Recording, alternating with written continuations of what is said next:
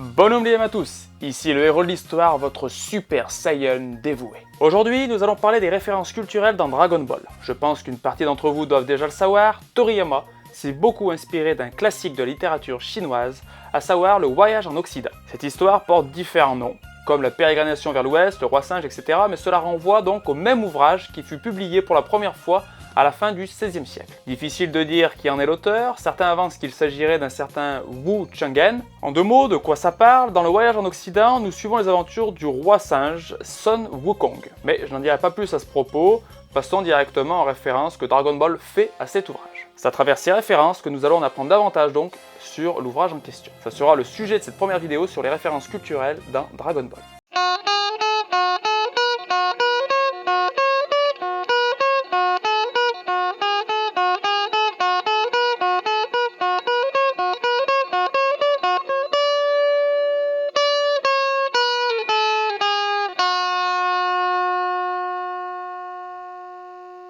Bien, commençons donc.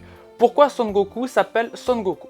Vraisemblablement, c'est parce qu'il fait référence au nom du personnage principal de l'ouvrage Le Voyage en Occident. En effet, dans cette histoire, le héros reçoit le nom de Son Wukong, de la part de son maître, le patriarche Subodhi. Et donc, Toriyama s'est inspiré de ce nom, puisque Son Wukong, ça sonne assez proche de Son Goku. Voilà. Donc, passons à une autre référence à cet ouvrage. Pourquoi Son Goku a une queue de singe? Vous me direz, parce que c'est un Saiyan. Et je vous répondrai que Toriyama, quand il a créé Son Goku, n'avait probablement même pas encore eu cette idée de Saiyan. Non, si Son Goku a une queue de singe, c'est que cela fait référence à Son Wukong, qui a une apparence de singe et qui possède justement une queue de singe. Toriyama n'a gardé que la queue de singe pour Son Goku, pour le reste il lui a donné donc une apparence humaine. Son Goku partage un autre point commun avec Son Wukong, c'est sa force. En effet, le roi singe Son Wukong acquiert petit à petit une grande force, tout comme Son Goku au fil de son aventure. Les deux personnages ont aussi tous les deux un gros appétit. Tout le monde sait que Goku mange beaucoup, et bien c'est le cas aussi pour Son Wukong. D'où vient l'idée du nuage magique? Son Goku reçoit le nuage magique de la part de Tortue Géniale, si vous vous souvenez, et bien c'est une référence à un des pouvoirs de Son Wukong. Ce dernier n'a qu'à s'asseoir en croisant les jambes, et un nuage se forme sous son corps. Ce pouvoir lui a été transmis par le patriarche Subodhi, qui est le maître de Son Wukong, tout comme Tortue Géniale est le maître de Goku. Passons à une autre référence. Oolong,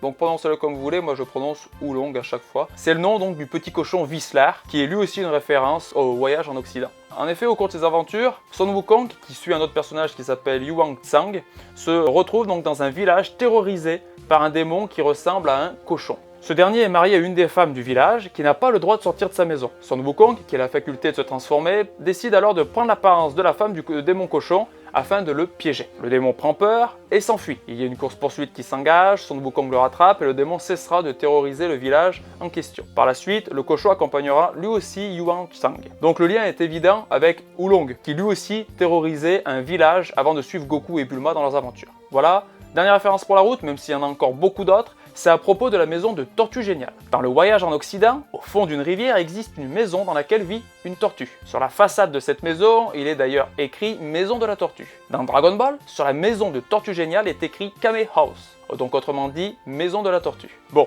en revanche, la maison de Tortue Géniale n'est pas au fond d'une rivière, mais sur une île au milieu de l'océan. Mais la référence est tout de même là. Voilà, c'est tout pour cette première vidéo sur les références culturelles dans Dragon Ball. On se retrouve bientôt pour de nouvelles vidéos sur les références dans Dragon Ball et autres chefs-d'œuvre de la culture pop. Alors abonnez-vous pour que nous vivions ensemble cette aventure. C'était le héros de l'histoire, pour vous servir.